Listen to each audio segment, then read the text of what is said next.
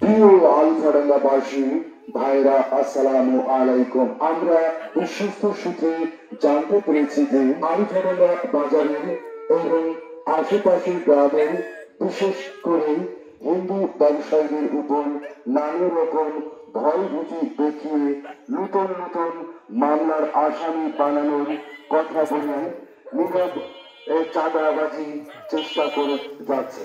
নীরবে চাঁদাবাজির চেষ্টা চলছে বা হচ্ছে। দয়া করে কেউ এই ধরনের প্রতারণার ফাঁদে পা দেবেন না। অনেকেই নিজেদেরকে বিএনপির নেতা হিসাবে দাবি করছে।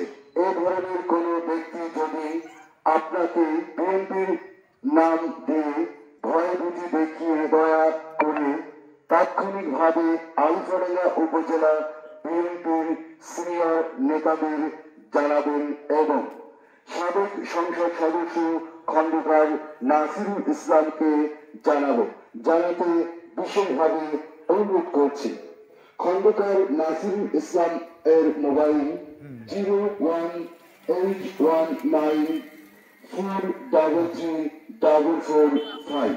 মোবাইল নম্বরটি আবার শুনুন, 01819433445।